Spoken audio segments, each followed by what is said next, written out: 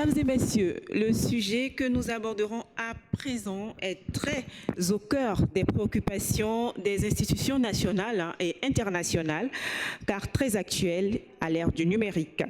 Le panel à suivre sera modéré par Madame Taniatou Olafemi Diomandé, consultante en stratégie communication et partenariat. Il porte sur comment créer des champions africains du numérique. Madame Taniatou Diomandé, modératrice de ce panel. Elle me rejoint, Madame Taniatou Diomandé. Sous vos ovations, mesdames et messieurs.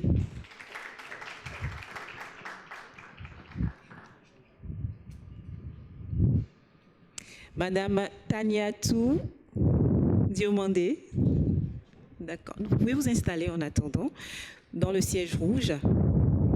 Je rappelle, Madame Taniatou Olafemi Diomandé, que vous êtes consultante en stratégie, communication et partenariat. Je vous laisse la parole. Merci beaucoup. Bonsoir à tous. Alors donc, je ne vais pas me représenter. Je suis très heureuse de pouvoir modérer ce prochain panel qui va aborder un sujet, comme ma chère collègue l'a dit, important, au cœur même, je pense, de cet événement, le Benin Investment Forum, qui effectivement, comme son nom l'indique, a abordé les sujets d'investissement, de financement, mais bien évidemment, cette plateforme a vocation d'aborder des thèmes encore plus importants qui sont l'innovation, et nous allons parler justement donc de digital et d'innovation pendant ce prochain panel. Donc le thème que nous allons aborder, c'est comment arriver à créer des champions africains du numérique. Nous allons tenter donc de démystifier ce terme, champion africain. Aujourd'hui, comment nous définissons nos champions africains au Bénin. Ce panel est organisé et co-organisé donc en partenariat avec le programme Boost. Avec le programme Boost with Facebook, Boost avec Facebook, en Afrique francophone, un programme qui est dédié à accompagner les entrepreneurs pour leur permettre de mieux maîtriser les outils digitaux, à savoir Facebook, Instagram et WhatsApp, pour leur permettre de booster leurs activités. Donc sans plus tarder, je vais inviter les prochains panélistes à me rejoindre. Je vais inviter Mabel Adekambi, qui est la promotrice de King of Soto. Merci de l'accueillir sous vos ovations. Je vais également inviter le directeur général de Gozem, qui est Monsieur Lionel Moby. Merci de nous rejoindre, s'il vous plaît. Je vais vous laisser prendre place où vous le souhaitez.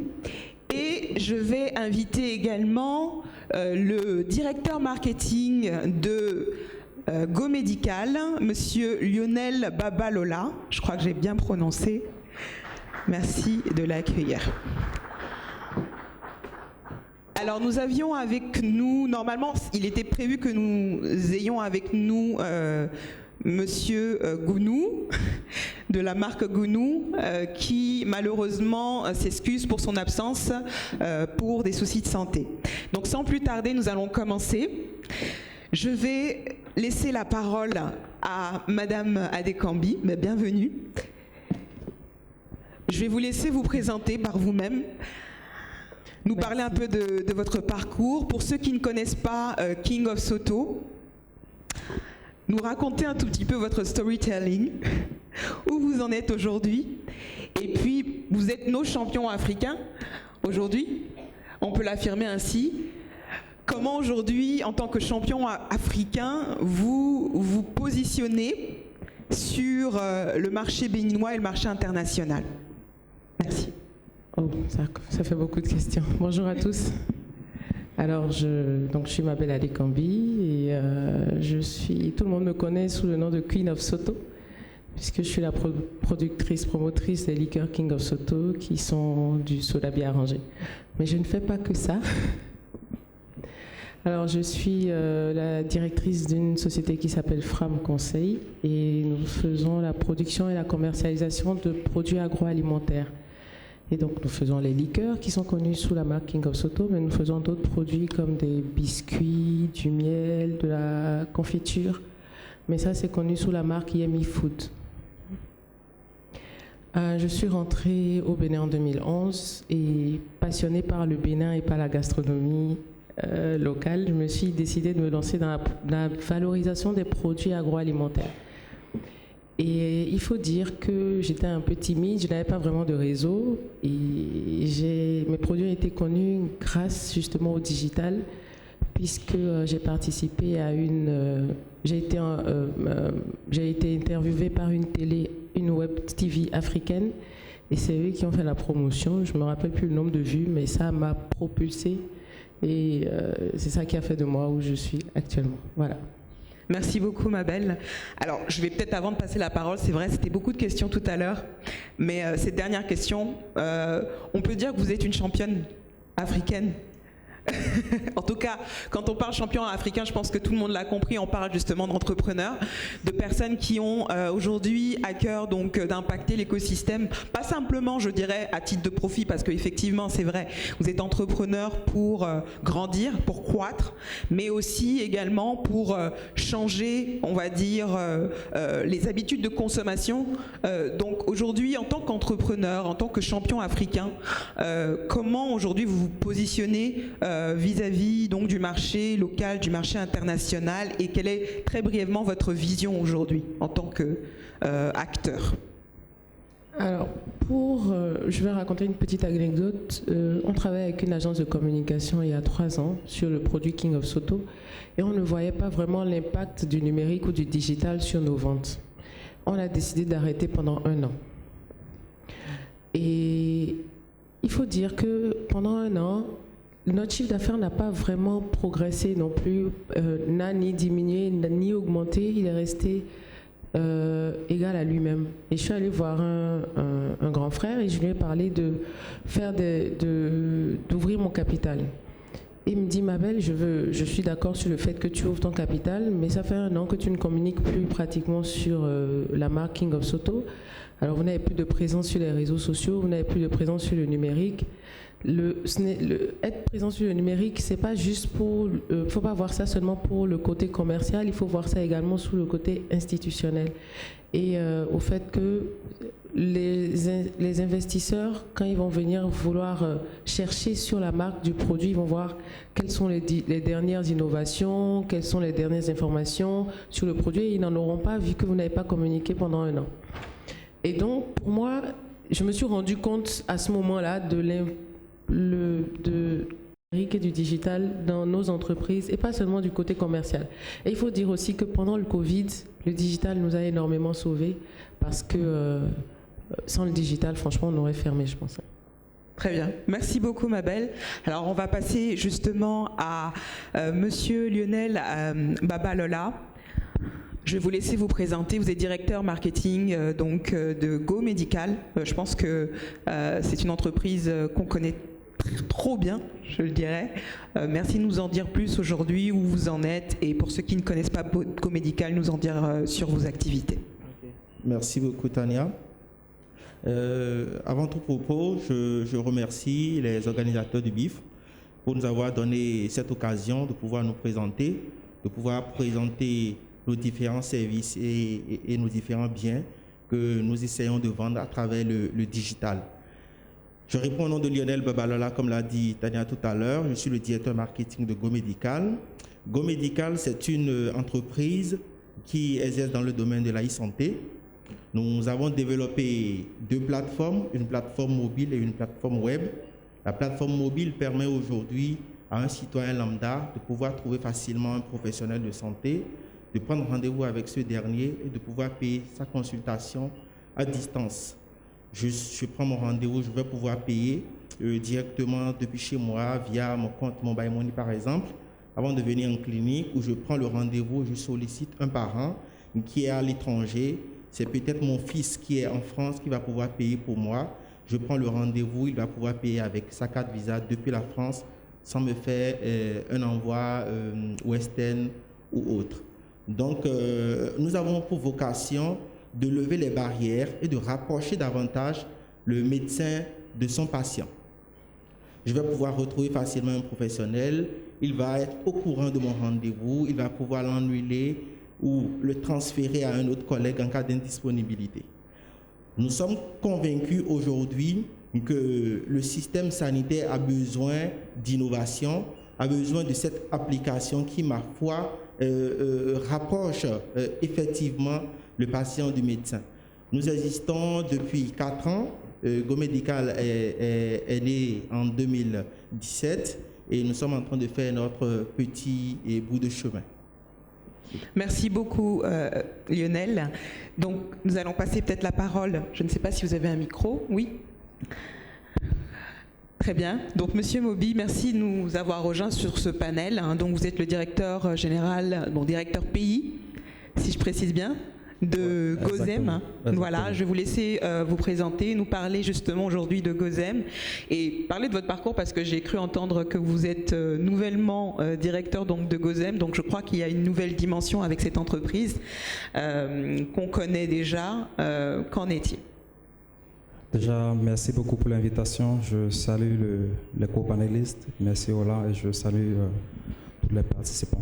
Donc, comme vous l'avez dit, je suis Lionel Moby, le directeur général ou bien directeur pays. Les deux, c'est la même chose pour Gozem Bénin. Je suis arrivé au Bénin il y a à peu près 2 mois. Donc, j'ai un parcours déjà dans le digital puisque je sors du mien où j'ai fait 7 ans sur le marché camerounais, sénégalais et ghanéen. Donc, Gozem, pour vous présenter rapidement, c'est ce qu'on appelle une super app. On espère être vraiment la première super app d'Afrique avec un focus sur l'Afrique francophone. Donc, on est présent aujourd'hui dans 3 pays. On a commencé au Togo, on est au Bénin, on a ouvert le Gabon il y a 3 mois. Et on va ouvrir le Cameroun d'ici le mois de novembre et on va continuer notre expansion sur la région ouest africaine francophone, c'est-à-dire Mali, Burkina, Sénégal et Côte d'Ivoire et aussi RDC en 2022. Donc c'est quoi Gozem pour être concret?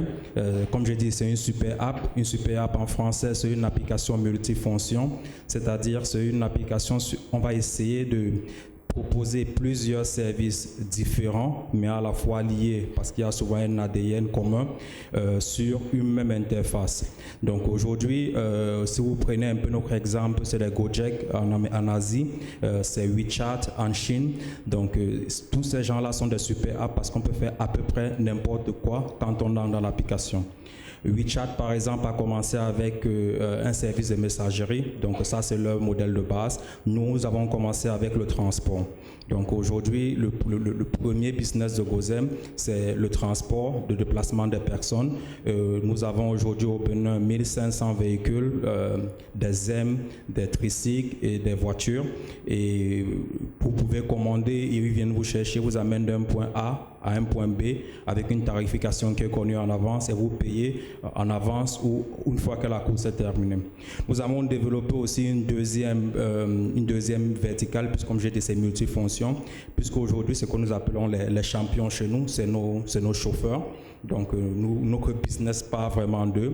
Dès le premier jour, nous avons choisi d'avoir ce qu'on appelle un electronic wallet. Et c'est avec cet electronic wallet-là qu'on peut suivre l'activité de nos champions et ainsi leur proposer des produits auxquels ils n'auraient pas eu accès on ne traquait pas leur activité. Donc, ainsi, quand ils arrivent, on leur propose des équipements de base tels que 2 casques, un téléphone, un gilet, une assurance pour pouvoir assurer effectivement le passager et le chauffeur. Et ces produits qu'on leur donne là, on est capable de donner des facilités de paiement et ça fait que ça réduit les barrières à l'entrée et ainsi c'est grâce à nos co-wallets. Et aujourd'hui on pousse cette dimension un peu plus loin puisqu'on propose aujourd'hui à nos champions même d'avoir une moto. Et ils ont la moto, vous avez sûrement vu des motos brandées Gozem, des tricycles. Bientôt, on va lancer des voitures aussi. Et ils ont des motos et ils travaillent et ils payent au jour. Donc ça, c'est notre deuxième service qui est le service FinTech. Et on a le troisième service, la troisième verticale qui est la verticale parce qu'on a aujourd'hui une flotte de transport conséquente. Donc on veut l'utiliser pour faire autre chose que le transport des passagers et pour faire le transport des colis. Et c'est pour ça qu'on a ouvert la verticale e-commerce. Ça a été accéléré par le Covid. Donc, on a ouvert cette verticale-là l'année dernière et aujourd'hui, ça se porte très bien. Aujourd'hui, on se concentre prédominamment sur la restauration. On a environ 100 restaurants avec qui on travaille et qui proposent leur menu. Et avec notre capacité de livraison, on est capable de livrer ces menus-là à la clientèle. Mais on va bientôt aussi attaquer d'autres secteurs autres que le FMCG, comme l'électronique, comme la grande distribution et le supermarché. Donc, grosso modo, c'est ça, Gozem. Et voilà, je reste disposé s'il y a des questions. Très bien, merci beaucoup. Alors, effectivement, Gozem, je le sais, est présent dans plusieurs pays. Et en choisissant de venir au Bénin, quelle a été en réalité la motivation? Quelle est aujourd'hui la vision? Comment vous vous projetez dans quelques années? Parce que bon, quand on entend Gozem, forcément, on se rappelle de nos Émidjans. Je pense que le Bénin est reconnu pour avoir justement adopté, ou en tout cas plébiscité, je dirais ce terme Zémidjan Zem. Donc, clairement, quand une entreprise comme la vôtre vient, qu'est-ce que vous apportez comme valeur ajoutée? Qu'est-ce que vous voulez apporter comme changement? En tout cas, quelle est votre vision? Notre vision, ça a été très clair. Comme je l'ai dit, dès le premier jour, nous avons choisi d'avoir une approche multi-service sur une seule application. Et on n'a pas choisi les marchés au hasard. On a choisi justement les marchés où, on va dire entre guillemets, il n'y avait pas beaucoup d'investisseurs dans le digital qui y croyaient. Quand on a lancé en 2018, par exemple, au Togo, il n'y avait pas beaucoup d'investisseurs dans le digital. Vous savez, quand il y a déjà une dynamique dans le digital, vous ne pouvez pas offrir plusieurs services sur une application parce que vous serez concurrencé sur chaque verticale et vous, au finish, vous n'arrivez pas à avoir de réelle valeur ajoutée. Donc on a choisi cette bande un peu isolée là parce que tout le monde aujourd'hui se concentre sur le Nigeria, le Kenya, l'Afrique du Sud et le Maghreb, et il y a très peu d'investisseurs qui viennent sur les pays aujourd'hui où nous sommes. Et l'activité transport s'est juste inspirée parce que nos fondateurs ont gradé à Singapour, on fait le Vietnam, et il y a des applications similaires qui marchent très bien, et on s'est dit il y a une vraie opportunité aujourd'hui pour pouvoir créer de la valeur ajoutée.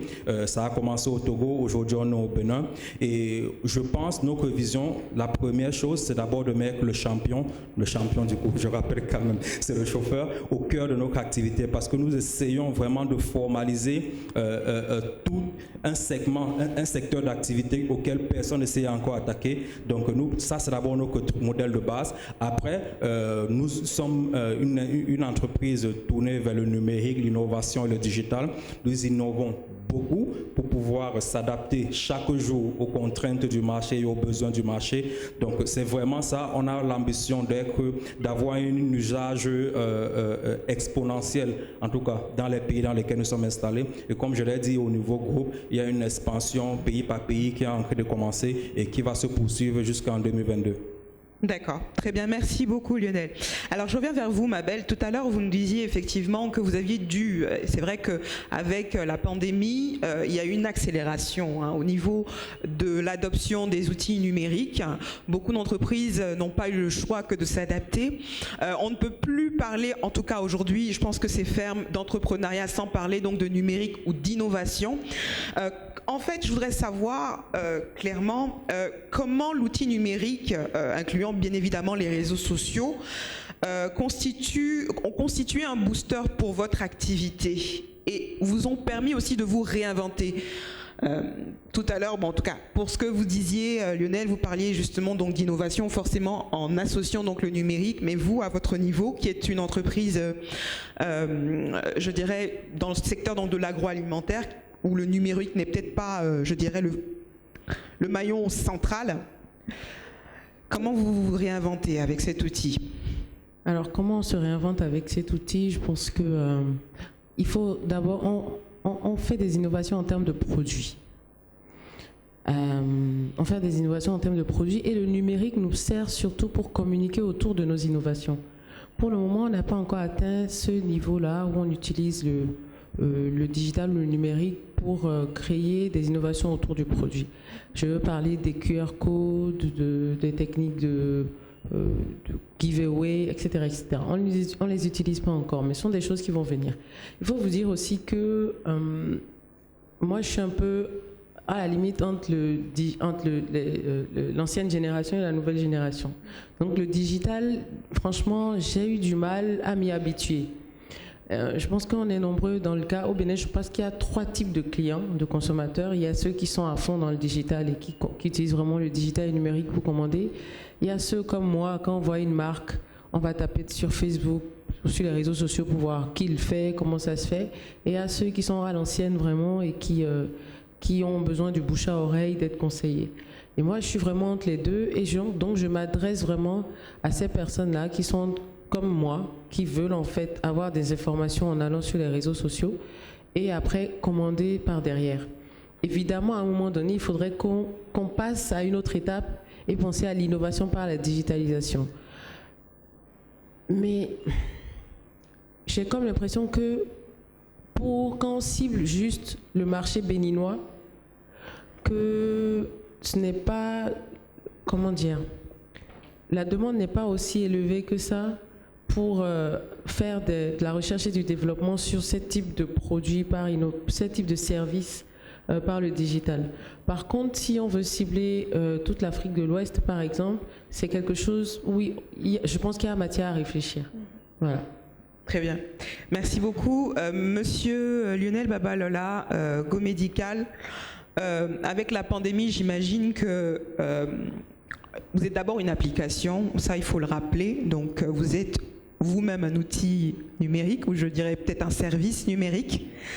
Par rapport à un taux de pénétration de l'Internet qui est quand même assez faible sous nos cieux, comment justement vous êtes arrivé à vous réinventer? C'est vrai que vous avez changé, vous avez contribué en tout cas à changer les habitudes pour ce qui est de la prise de rendez-vous, par exemple, auprès des médecins. Est-ce qu'aujourd'hui, vous diriez que vous êtes arrivé à un niveau de résultat qui est satisfaisant? Est-ce que la pandémie a justement contribué à... Parce que c'est vrai que la pandémie, bon, on la voit comme quelque chose de négatif pour certains, mais est-ce que ça a été positif pour vous? Merci beaucoup. Je dirais que, sinon je vais répéter ce qu'on a l'habitude de dire dans nos locaux, nous sommes des visionnaires, tout simplement. Nous sommes des visionnaires parce que en 2017, quand GoMédical était mis sur pied, on n'avait pas la ferme conviction que nous aurions eu l'impact que nous avons aujourd'hui. Nous n'allons pas dire heureusement que la Covid est arrivée, mais la Covid est arrivée confirmer l'idée de création de base de GoMédical. Aujourd'hui, les Béninois peuvent demander à voir un médecin depuis chez eux à la maison. Vous savez que le vecteur de contamination du virus, c'est le contact. Lorsque nous saluons, lorsque nous discutons trop près, on peut se transmettre le virus. Or, empiriquement, nous venons en clinique, nous nous mettons dans la salle d'attente à 10, à 15, à 20, à 50. Nous ne savons pas celui qui est à côté de nous, ce qu'il a comme maladie. Nous nous parlons à tout bout de champ. Et après, nous allons dans la salle de consultation pour aller discuter avec le médecin. Déjà, la salle de consultation est un vecteur de propagation du virus. Je peux venir en clinique en étant totalement sain et je sors de là avec la Covid. Alors qu'avec GoMédical, je vais pouvoir programmer ma consultation depuis chez moi à la maison. Je prends mon rendez-vous pour 10 heures. Je quitte la maison à 9h30. Je viens en clinique, je fais ce que j'ai à faire, je repars chez moi. Nous avons également des pharmacies qui sont sur la plateforme aujourd'hui. Nous avons la lettre médicament qui est sur la plateforme aujourd'hui et qui garantit notre bien-être. Mais vous allez me demander, mais lorsque je n'ai pas accès à Internet, je fais comment? Lorsque ma maman, qui n'a pas été vraiment à l'école et qui utilise WhatsApp déjà difficilement, comment elle peut télécharger GoMédical? Comment elle peut retrouver un médecin sur GoMédical et prendre rendez-vous? Je vais vous dire que nous avons pensé à cette solution. C'est pourquoi nous avons créé la partie web de GoMédical pour les cliniques. Lorsque j'ai un feature phone aujourd'hui et que je viens en clinique, la secrétaire médicale va pouvoir me prendre en charge depuis l'application web. elle va me booker le rendez-vous. Je vais recevoir un SMS sur mon Nokia 3310 qui me dit votre rendez-vous avec le docteur Babalola est pour vendredi à 10h. Le jeudi, je vais recevoir un SMS de rappel pour me dire tiens, votre rendez-vous avec le docteur Babalola est pour demain, ne l'oubliez pas. Ça me permet de rappeler la clinique et d'annuler peut-être ce rendez-vous-là. Donc nous avons pensé le problème à 360 degrés. Si j'ai un smartphone, je vais sur le Play Store, je télécharge mon application, je peux faire de la téléconsultation dessus depuis l'avènement de la Covid. Je peux aujourd'hui juste checker les centres de vaccination et être sûr que voilà, j'ai un centre de vaccination qui se retrouve dans ma zone avec l'itinéraire pour m'y rendre. Donc le digital, je vais dire, effectivement, ça nous a permis de régler un problème crucial qui est l'accessibilité à un soin de qualité à moins de coût. Merci. Très bien. Effectivement, je comprends bien que votre solution arrive à point nommé et qu'elle répond à un besoin. Mais je voudrais vous redemander, c'est par rapport justement aux réalités. J'ai vu que Go Medical est aussi allé à la rencontre donc de ses utilisateurs parce que on parle donc d'applications mobiles encore une fois. Donc on parle justement d'avoir une certaine prédisposition à utiliser donc l'outil numérique. Donc de façon concrète aujourd'hui, est-ce que vous pouvez nous dire, en termes donc de croissance, combien de personnes vous êtes arrivé à convertir justement par rapport à cette façon de faire? Est-ce qu'aujourd'hui les hôpitaux, les organismes de santé jouent suffisamment le jeu? Tout ça pour comprendre à quel point en fait vous êtes arrivé à impacter justement votre environnement tout en leur disant oui, nous avons une solution pour vous permettre d'aller beaucoup plus vite, d'aller moins au contact des autres parce que justement on est dans un certain contexte. Mais est-ce que justement en termes d'adhésion, quelles ont été les réactions? Merci beaucoup. Ça c'est la question à 100 000 €. Vous n'êtes pas sans savoir que le Béninois est très protecteur en ce qui concerne les informations personnelles. Le Béninois lambda que je vais rencontrer dans une clinique, je lui dis « Madame, vous êtes là s'il vous plaît depuis quelle heure ?» Elle me dit « Je suis déjà là depuis 7 heures. » Je dis « Bon, il est 11 heures, vous n'êtes pas encore pris par le médecin. » Je vous apporte une solution, c'est Go Medical, désormais. Vous prenez votre rendez-vous depuis chez vous et vous ne perdez plus toute votre matinée à attendre votre tour. Vous prenez le rendez-vous, vous venez directement. Elle dit, tiens, ça m'intéresse. Je dis, ok, j'ai juste besoin de votre téléphone. Allez sur le Play Store, télécharge l'application, mettez votre numéro de téléphone. Mon numéro de téléphone, d'accord. Est-ce que mon compte Mobile Money ne va pas être piraté? Est-ce que vous n'aurez pas accès à mes informations?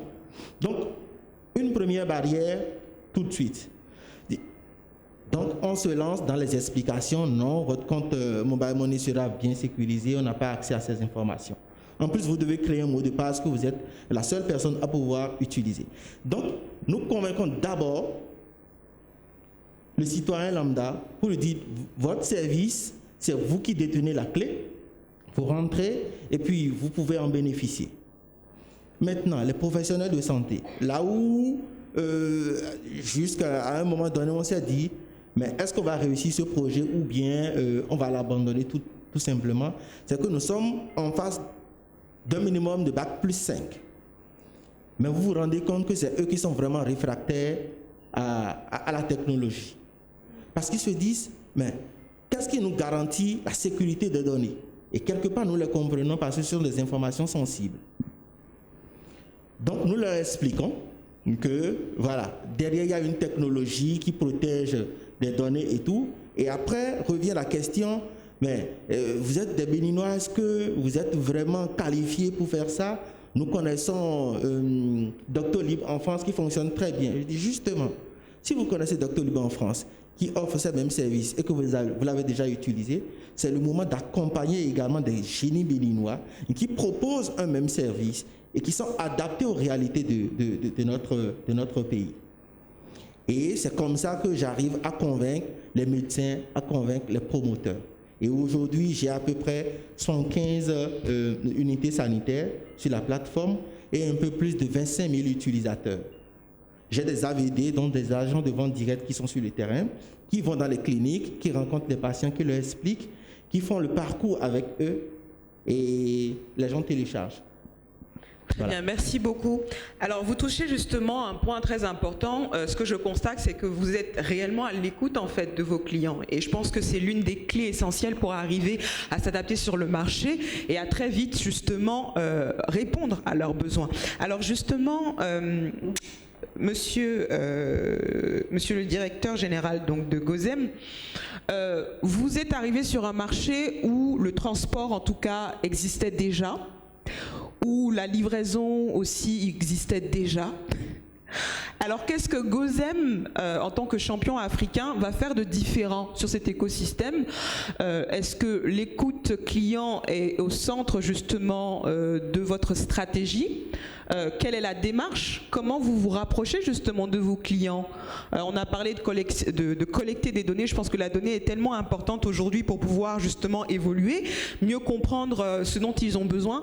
Donc, est-ce que tous ces éléments aussi vous ont aidé à mieux cibler votre approche?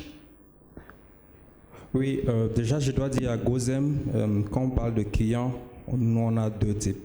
On a d'abord nos chauffeurs, ça c'est la priorité puisque c'est la base de notre business. Et on a maintenant les clients au sens normal du terme. Voilà, donc pour les champions, une fois encore les champions, c'est les chauffeurs chez Gozem. Ils sont vraiment au centre du business. Parce que, et on s'est mis à leur écoute, parce que ce qu'il faut dire, c'est pour être banal, un Zem qui est dans la rue, qui fait sa moto normalement, ce qu'on va lui proposer, c'est rejoindre Gozem. Déjà, tu as 2 casques, on te donne une assurance, on te donne un téléphone et en plus, on t'apporte de la clientèle. C'est-à-dire, tu n'auras plus besoin de tourner en ville pour chercher les clients. C'est nous qui t'apportons des clients. Donc, en plus de ça, on t'apporte une formation. En plus de ça, on a des programmes spéciaux dédiés aux champions, tels que le food programme, là où on peut négocier avec des gros vendeurs de produits alimentaires et pouvoir leur donner ça à des prix rabaissés avec des facilités de paiement.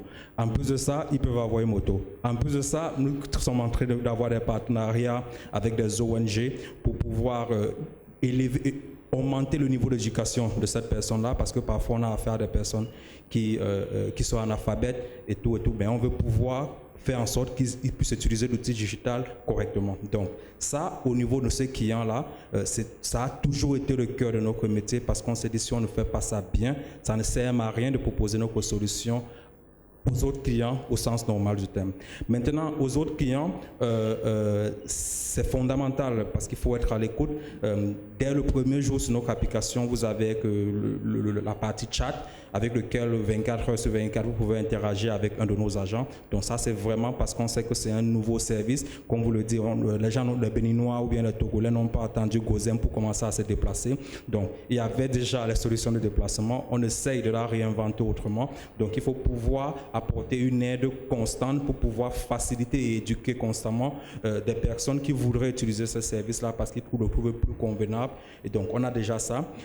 Aujourd'hui, nos traitements de données, on utilise beaucoup la data pour répondre directement à beaucoup de questions. Mais on fait en sorte, parce que je ne sais pas, je suis nouveau, mais vous m'excuserez, mais je ne sais pas s'il y a déjà un cadre réglementaire assez poussé, mais aujourd'hui, notre traitement de données à Gozem, c'est le même que la RGPD qu'on connaît en Europe. Donc, on essaye vraiment d'anonymiser toutes les données qu'on fait. Il faut le dire aussi, pour quelqu'un comme moi qui a fait plusieurs marchés en Afrique, sur le marché béninois, il n'y a pas encore assez de data. Il n'y a pas encore assez de data pour pouvoir piloter l'activité. C'est pour ça qu'aujourd'hui, on se concentre beaucoup plus sur les actions terrain.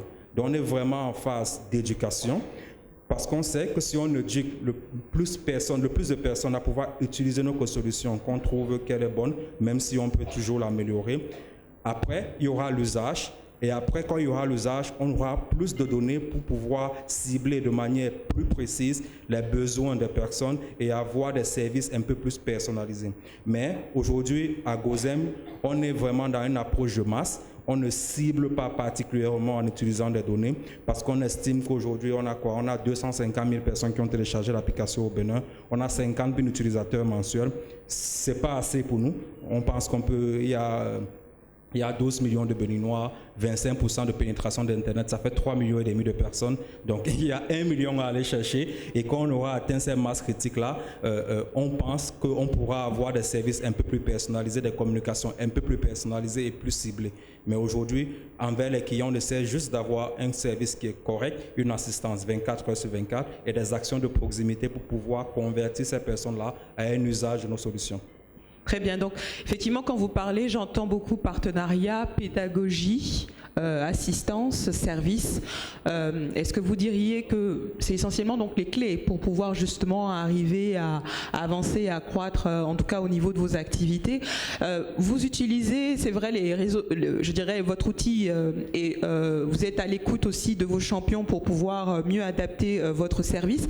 Mais je voudrais savoir si les réseaux sociaux sont aussi un canal pour justement rester en contact avec vos clients, et comment vous le faites peut-être de façon très brève.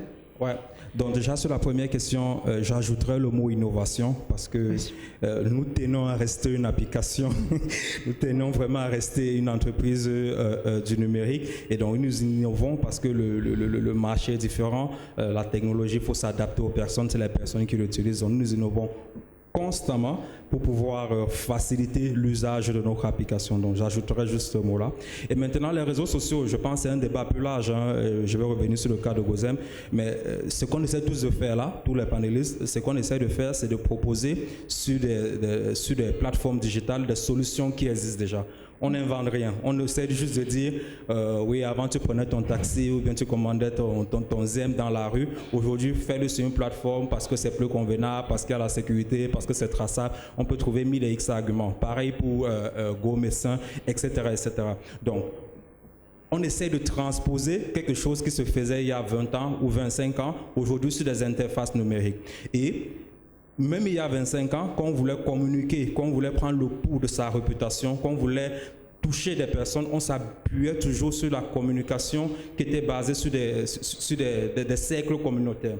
Aujourd'hui, dans le digital, le cercle communautaire, c'est les réseaux sociaux. Donc, il est impossible, il est inconcevable de dire on va avoir une solution qui est numérique sans pouvoir communiquer ou sans pouvoir avoir une bonne réputation dans le cercle communautaire numérique. Aujourd'hui, c'est Facebook, c'est Instagram, on ne va pas tous les citer, mais on est là, on est présent, et notre stratégie sur ces réseaux-là, c'est de pouvoir être à l'écoute du client, parce qu'on sait qu'aujourd'hui, la plupart du temps, un client qui est chez nous, c'est un client qui a déjà un compte sur les réseaux sociaux, comme je le disais tantôt. Donc, on va être à l'écoute, on va faire attention à notre réputation, c'est-à-dire veiller à tout ce qui peut être une mauvaise expérience pour pouvoir rectifier très rapidement. On va aussi utiliser les outils que cette plateforme-là propose pour pouvoir faire du ciblage. Donc nous-mêmes, on ne fait pas encore de ciblage, mais avec ces plateformes-là, on peut savoir, selon les campagnes, selon la promotion, selon le type de communication, quel style de population on veut toucher. J'aimerais que vous en parliez un tout petit peu. Est-ce que ça a été la vision du départ? C'est vrai que lorsqu'on parlait avant Made in Bénin il y a quelques années, c'était pas toujours très positif. Maintenant, est-ce qu'avec des marques comme la vôtre aujourd'hui, on peut arriver à affirmer fièrement que nous avons des marques Made in Bénin, en tout cas que le Made in Bénin est une réalité, que le Made in Africa est une réalité? Sinon, comment vous maintenez justement cette image-là en tant que précurseur, et justement, est-ce que le fait d'avoir, je dirais, construit des communautés autour aussi, entretenu justement cette mentalité, a été aussi un moyen de le faire? Avant de répondre à votre question, je voulais donner un petit exemple d'une situation que j'ai vécue il n'y a pas longtemps. Et depuis un an, je travaille à AGETIP Bénin. AGETIP Bénin, c'est une société, c'est une agence de maîtrise d'ouvrage déléguée. Pour résumer, disons qu'on fait de la gestion de projet. Et la dernière fois, j'étais avec le PDG, un ami à moi, et on discutait. Et le PDG nous a demandé de lui donner des exemples de sociétés de BTP. Et mon ami et moi, nous avons répondu tous les deux à des outils. Il a dit, mais il y en a plein d'autres. Ah bon? On ne les connaissait pas. Et quand on tape sur, je vous ai dit, le premier réflexe, c'est de taper Google, réseaux sociaux. Il n'y en a pas beaucoup qui apparaissent. Et même quand ils apparaissent, quand les noms de ces sociétés apparaissent, il n'y a pas de contenu. On ne sait pas ce qu'elles font, on ne sait pas où est-ce qu'elles sont situées, quels sont leurs chiffres d'affaires, etc., etc. Alors moi, je parle de BTP parce que je suis aujourd'hui entre l'agroalimentaire et le BTP, mais je pense qu'il y a, avec le même exemple, il y a beaucoup de types de secteurs d'activité dans lesquels il n'y a pas de présence sur les réseaux sociaux. Alors que d'où vient ce thème champion de numérique? En réalité, on se rend compte que les Africains achètent beaucoup de produits occidentaux via le numérique. Et on voudrait aujourd'hui qu'on n'ait plus de consommateurs numériques, mais on ait aussi des producteurs numériques, des entrepreneurs numériques, des institutions numériques. Et donc aujourd'hui, il est important que nos consommateurs, les consommateurs auxquels on s'adresse, c'est-à-dire les consommateurs africains, puissent trouver également via le numérique des produits et des services africains. Et pour en revenir à votre question, justement, au départ, quand moi j'avais la vision de me lancer dans l'agroalimentaire, j'avais envie de concurrencer les grosses industries agroalimentaires comme Nestlé. Je vais m'arrêter à Nestlé. Pourquoi? Parce que en plein boom dans la crise économique, quand je faisais mes études en Europe, je me suis rendu compte que l'État a vite focalisé l'économie, a vite focalisé les réflexions sur les produits made in France. Pour deux points, pour deux raisons. Parce que d'abord, au niveau touristique, ils faisaient beaucoup la promotion des produits made in France parce qu'ils avaient beaucoup de Japonais qui venaient et qui repartaient et ça leur faisait rentrer beaucoup d'argent, beaucoup de devises. Et en second plan, parce que l'industrie, ça faisait tourner l'industrie du pays puisque les premiers clients, c'était les Français eux-mêmes. Donc vous vous rendez compte que en France, en réalité, ils pouvaient on peut dire qu'ils sont ils peuvent être autosuffisants s'ils veulent dans le secteur de l'agroalimentaire. Et donc je me suis dit, tiens, il faut que je rentre chez moi au Bénin pour refaire la même chose, de telle sorte que nos produits locaux soient non seulement ambassadeurs de nos pays, mais en plus que ce soit un moyen de faire tourner l'industrie agroalimentaire. Et donc, c'est dans cette vision-là que je me suis lancée et le reste a suivi. Donc, comme je vous ai dit au début, on a utilisé le numérique vraiment pour se faire connaître parce que quand vous allez sur le terrain et que vous commencez par démarcher, on va vous demander qui fait le produit. Vous êtes sûr que c'est un Béninois? Comment il s'appelle? C'est l'enfant de qui? Il habite où? Il a vécu où? Il est de quelle zone? Etc. etc. Et donc, après, on s'est rendu compte qu'il fallait une présence. C'est pour ça que je suis autant connue, parce que à la base, je suis très timide. Quand je le dis, les gens ne le croient pas, mais je n'aime pas trop me mettre en avant. Mais très tôt, j'ai compris qu'il fallait que je fasse des interviews, que je fasse des apparitions ici et là, pour non seulement me présenter moi, afin que les gens puissent connaître le produit derrière. Donc, je pense que il faut tout un cycle pour pouvoir mettre en avant le produit via le numérique. Et pour répondre à votre question, quand on tape Azon Bébé aujourd'hui sur Azon, je ne sais pas si tout le monde connaît Azon Bébé. Vous connaissez le fruit Azon Bébé, Azon Guigui. Eh bien, quand on tape le fruit Azon Bébé sur Google, vous tombez tout de suite sur King of Soto. Et je pense que King of Soto est en passe de devenir un produit icône du Bénin. Voilà.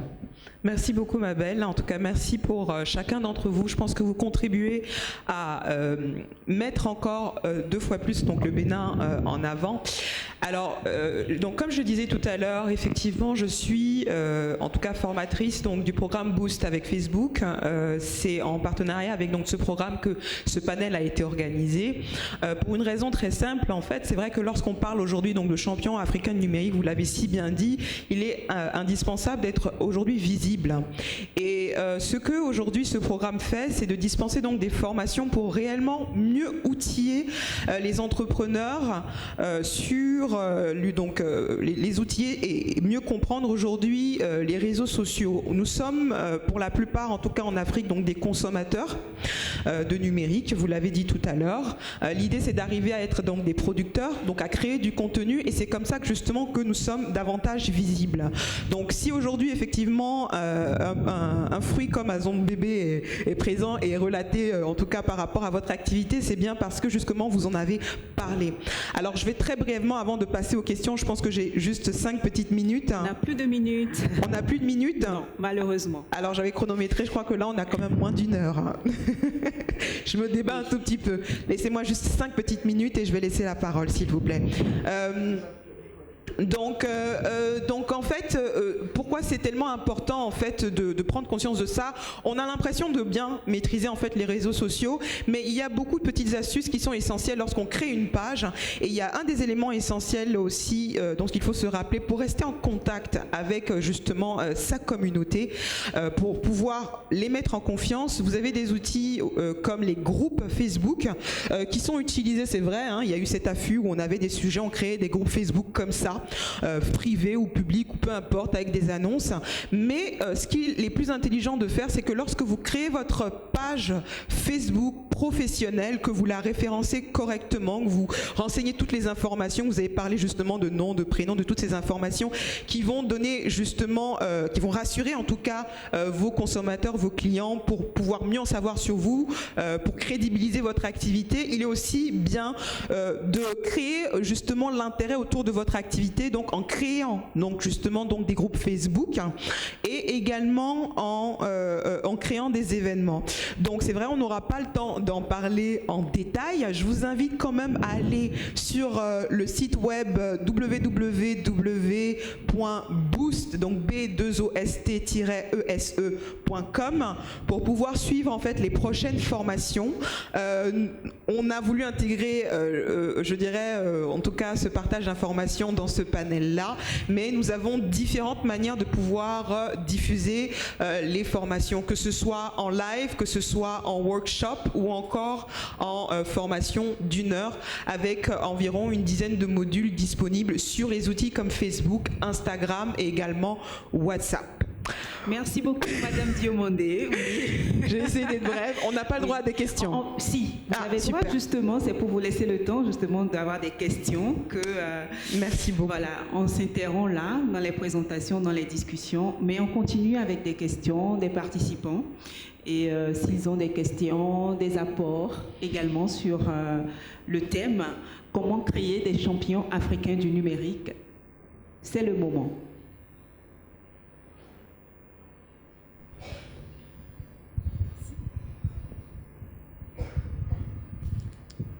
Bonsoir à tous. Je pense que je n'ai pas besoin de me représenter puisqu'on s'est déjà parlé ce matin. Alors, c'est Amsa, je suis doctorante, plus précisément, je suis en vacances de 5e année, donc je n'ai pas encore démarré la 6e année de médecine. Je m'en vais adresser mes questions principalement à M. Babalola par rapport à Go Medical. En fait, M. Babalola, vous savez, je ne suis pas encore médecin et je ne maîtrise pas encore le cadre réglementaire sanitaire sur le digital au Bénin. Mais ce que j'aimerais souligner tout de suite, c'est dire que dans les enseignements médicaux, depuis la première année de médecine, on nous enseigne la déontologie médicale. Et je pense que pour un étudiant en médecine, s'il faut retenir un seul mot en déontologie médicale avant de quitter la salle, c'est la confidentialité. La confidentialité des informations médicales est très, très capitale parce que tout ce que le médecin fait est médico-légal.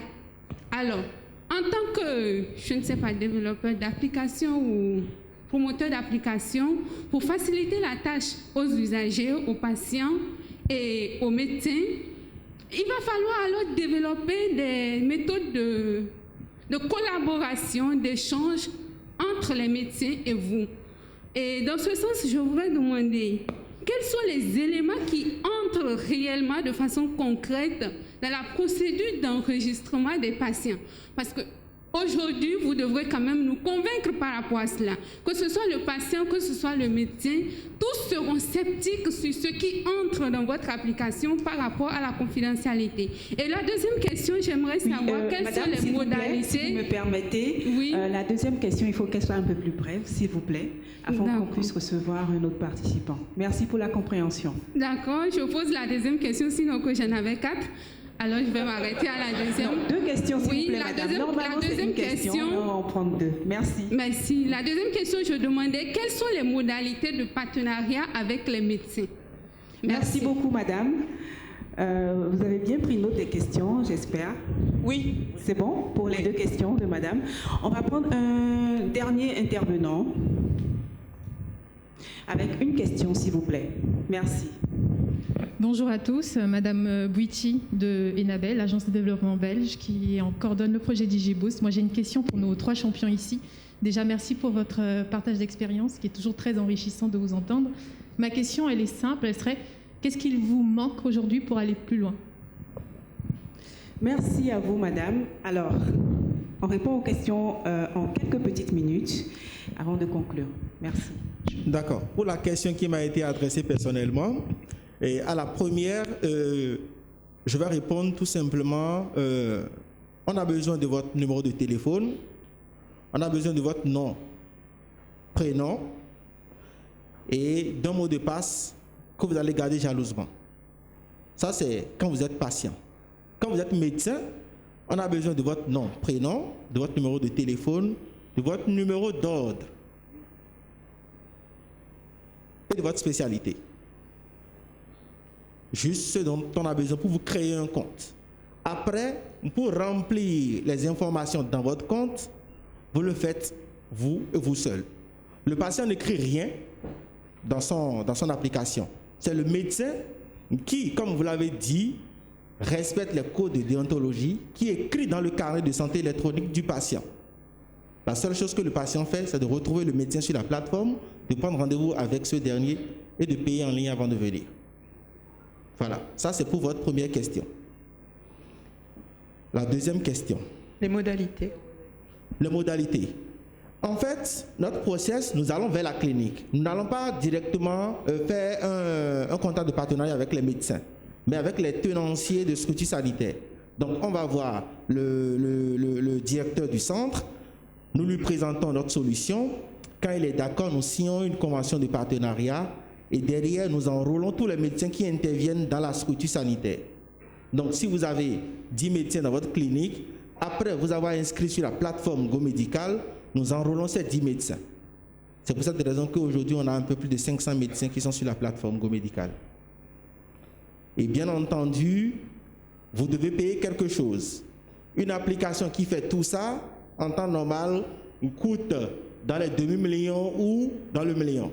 Mais aujourd'hui, nous ne prenons juste qu'une mensualité de 5 000 francs chez nos structures sanitaires. Donc, chaque fin du mois, vous nous payez 5 000 francs pour avoir accès à tous ces services. Merci. Merci beaucoup, M. Babalala. Je crois que la deuxième question, qu'est-ce qu'il vous faut pour aller plus loin? Je vais peut-être laisser répondre. Question très complexe. Non, en étant bref, parce qu'on a 3 minutes. Je vais répondre en 2 secondes. Non, je pense, si on dit ce que, pour répondre à la question directement, si on dit ce qu'il nous faut pour aller plus loin, je pense que c'est des éléments hors de notre contrôle. Donc, et je pense plus il y aura d'innovation et d'entrepreneuriat dans le domaine du digital, plus on va éduquer la population en masse. Parce qu'aujourd'hui, comme je l'ai dit, même si on est au top de nos performances, on ne dépasserait pas les 3,5 millions de la population béninoise, parce qu'on peut utiliser les solutions Gozem, en tout cas pas aujourd'hui, si on n'a pas accès à Internet. Donc c'est vraiment l'accélération du taux de pénétration d'Internet et tous autres indicateurs qui montreraient que la digitalisation est en train d'avancer. Et ça, si on a ça, nous on fera le reste. Merci beaucoup. Mabel. Moi je voudrais rajouter au taux de pénétration, je voudrais rajouter la propagande. Parce qu'il faudrait que les gens voient la facilité à l'utilisation du digital et du numérique. Donc il faut faire une grosse propagande autour. Et je pense que le gouvernement y arrive bien avec toute la digitalisation autour des services institutionnels. Et donc il faudrait qu'il y ait encore plus de propagande autour de la digitalisation et de l'utilisation du numérique. Voilà mon avis. Très bien. Vous voulez rajouter peut-être quelque chose? Moi, pour répondre, je vais dire, premièrement, nous on a besoin de l'État, que l'État permette une pénétration beaucoup plus grande d'Internet, que Internet aille dans les zones reculées. Et deuxième chose, on a besoin d'argent. S'il y a des VC qui sont ici, juste à la fin du panel, je vais bien sûr les recevoir et discuter ensemble parce qu'on a besoin d'argent pour développer davantage notre activité, pour aller à l'intérieur du pays et penser à exporter notre service. Merci beaucoup. J'ai 1 minute pour conclure. Donc déjà, je tiens à remercier encore ce forum, le Bénin Investment Forum. Merci de m'avoir invité pour ce partenariat avec Boost with Facebook. Merci à chacun d'entre vous d'avoir été présent, d'avoir partagé votre expérience. Je pense qu'on a répondu ensemble à la question, comment créer des champions numériques. On va répondre peut-être en 4 points. On crée des champions numériques déjà en innovant. On a parlé donc d'innovation. On a parlé donc d'écoute du client, donc de service également. Je pense que la qualité de service est ce qui permet aux entrepreneurs de se maintenir. On a beaucoup d'entrepreneurs ici avec nous dans la salle et je pense qu'il y a aussi avec le fait d'être aujourd'hui présent sur les réseaux sociaux, grâce à l'outil numérique, un taux de pénétration de l'Internet encore plus élevé.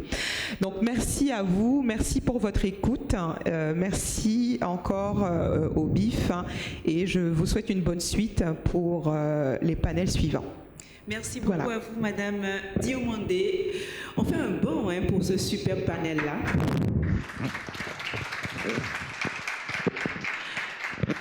Je rappelle que le panel a porté sur le thème « Comment créer des champions africains du numérique ». Et il était composé, ce panel-là, de Madame Mabel Adekambi, promotrice de King of Soto, de Monsieur Lionel Babalola, directeur marketing de Go Medical, et de Monsieur Lionel Mobi, directeur pays Gozema.